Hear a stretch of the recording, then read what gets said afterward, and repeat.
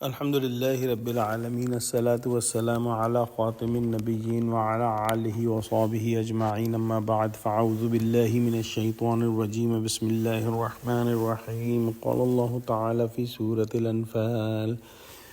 إذ أنتم بالعدوة الدنيا وهم بالعدوة القصوى والركب أسفل منكم ولو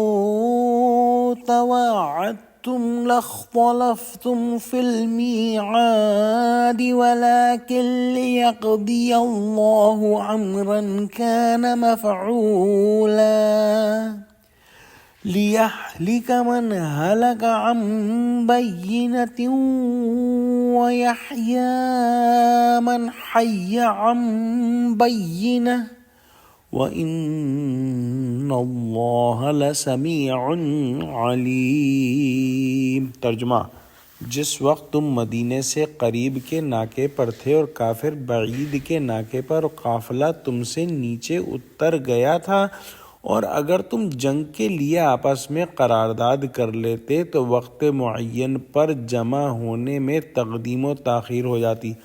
لیکن خدا کو منظور تھا کہ جو کام ہو کر رہنے والا تھا اسے کر ہی ڈالے، تاکہ جو مرے بصیرت پر یعنی یقین جان کر مرے، اور جو جیتا رہے وہ بھی بصیرت پر یعنی حق پہچان کر جیتا رہے، اور کچھ شک نہیں کہ خدا سنتا جانتا ہے۔ غزوہ بدر کے حالات جو تھے وہ اللہ سبحانہ و تعالیٰ کی جو پلاننگ تھے اس کے مطابق جو ہے وہ ہوئے۔ اللہ سبحانہ و تعالیٰ نے ایسی ٹائمنگ جو ہے وہ پیدا کر دی کہ ابو سفیان جو قافلہ لے کر آ رہے تھے شام کی طرف سے اور ان کو بدر سے گزرنا تھا، وہ اپنا راستہ تبدیل کر کے نیچے اتر گئے اور سمندر کنارے ہوتے ہوتے قافلہ بچا کر لے گئے اور بدر کے راستے سے نہ گئے،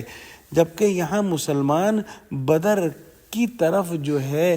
وہ ایک کنارے پر پہنچے، اور جو کفار تھے جو مکے سے آ رہے تھے وہ بدر کے دوسرے کنارے پر آ پہنچے۔ لہٰذا مسلمانوں کے اور قافلے کے بیچ میں جو ہے وہ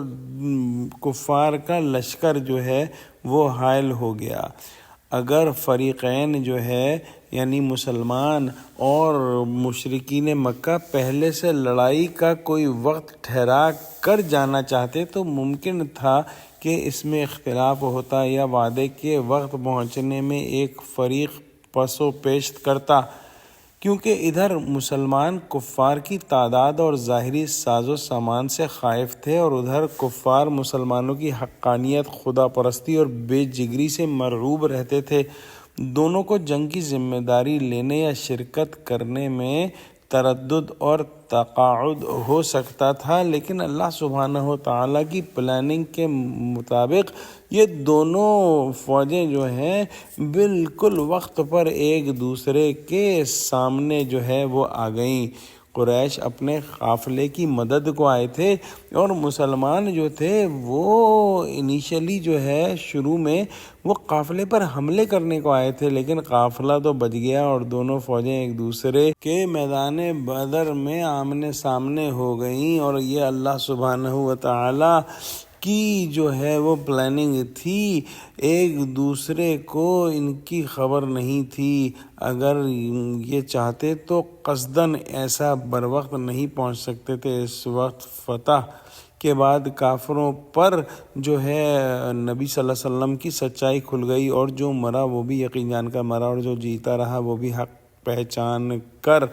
تاکہ اللہ سبحانہ و تعالیٰ کا الزام پورا ہو۔ اور ممکن ہے کہ مرنے اور جینے سے کفر و ایمان مراد ہو، یعنی اب جو ایمان لائے اور جو کفر پر جمع رہے دونوں کا ایمان یا کفر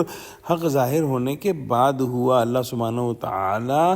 کمزور مظلوموں کی فریاد سننے والا ہے اور جانتا ہے کہ کس طریقے سے ان کی مدد کی جائے گی۔ دیکھو بدر میں مسلمانوں کی کیسی اللہ سبحانہ وتعالیٰ نے سنی اور ان کی مدد کی۔ دعا کرتے ہیں کہ اللہ سبحانہ وتعالیٰ ہم کو قرآن کا فہم عطا فرمائے۔ آمین۔ وآخر دعوانا الحمد للہ رب العالمین۔ السلام علیکم ورحمۃ اللہ وبرکاتہ۔